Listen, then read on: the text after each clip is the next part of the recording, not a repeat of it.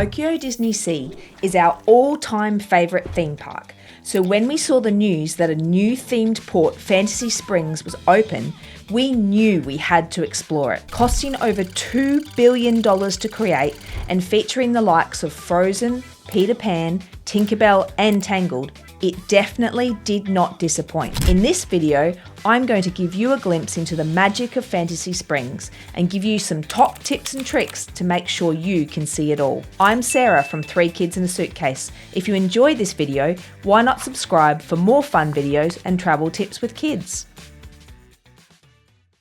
We visited Tokyo DisneySea in early July 2024, just a month after Fantasy Springs opened, so it was busy. We only booked our flights to Tokyo 12 days before, as there was a really good deal from Australia, so we didn't have any chance of being able to secure a reservation at the new Fantasy Springs Hotel or any of the Disney hotels, as they are booked out months in advance. We lined up from 6 a.m. in the rain because we knew that if we didn't get in early, we wouldn't get to even enter Fantasy Springs. Okay, let me give you a quick rundown of what you need to do to be able to enjoy Fantasy Springs and all of its magic. If you can get a reservation at the new Fantasy Springs Hotel, then you are on Easy Street. You have guaranteed entry to Fantasy Springs whenever you like and access to buy the special one-day passport called Fantasy Springs Magic. This allows you to use the priority access line for all of the attractions as many times as you like. Another option is to buy a vacation package at one of the other Disney hotels.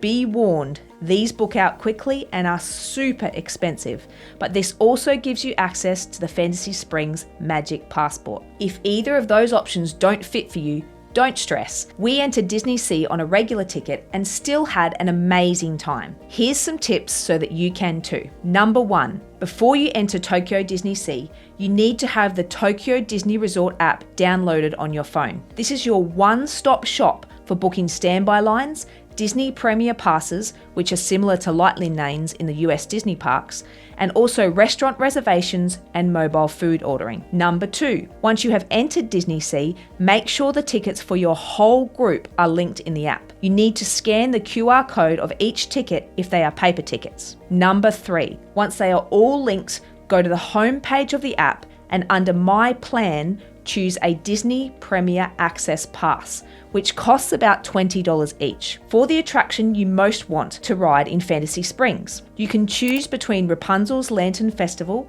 Peter Pan's Neverland Adventure, or Anna and Elsa's Frozen Journey. This is the most popular one, so that's the one we recommend choosing first. Number 4, after securing your Disney Premier Access Pass, next try for a standby pass. These are free, but the lines are longer. You can get a standby pass for any of the rides I mentioned earlier, as well as Fairy Tinkerbell's Busy Buggies. Please note you can have a Disney Premier Access Pass, which overlaps with a standby pass. Number 5, once you have secured a Disney Premier Access Pass or a standby pass, you will be given an assigned time that you can enter Fantasy Springs with a digital ticket to be used at the entrance. You can stay inside Fantasy Springs for as long as you like, but once you exit, you cannot re-enter without either having another Disney Premier Access Pass or another standby pass. Number 6, you can secure another Disney Premier Access Pass or another standby pass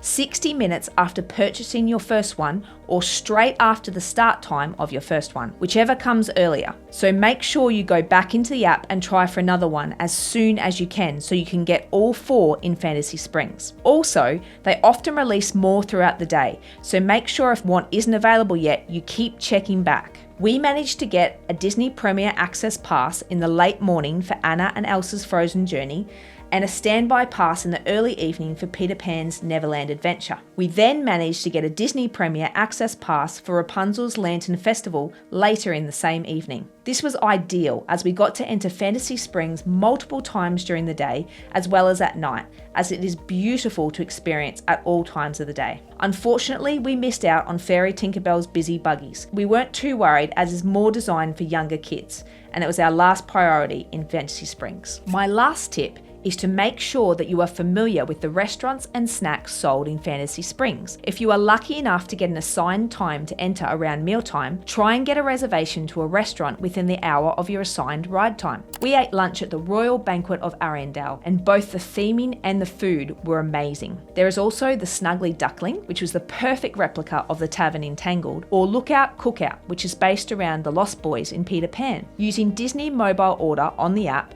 means you can check out the menu and order ahead, so it's an easy pickup at a designated time. It's super convenient and no lines. While it sounds a little complicated, the app is actually really easy to use, and once you have your designated entry times for Fantasy Springs, you can then plan around them to enjoy and experience all of the other amazing rides and attractions at DisneySea. In fact, if you'd like to see my top 5 ride recommendations in DisneySea before the opening of Fantasy Springs, why not check out this video? We hope you have as much fun exploring Fantasy Springs at Tokyo DisneySea as we did.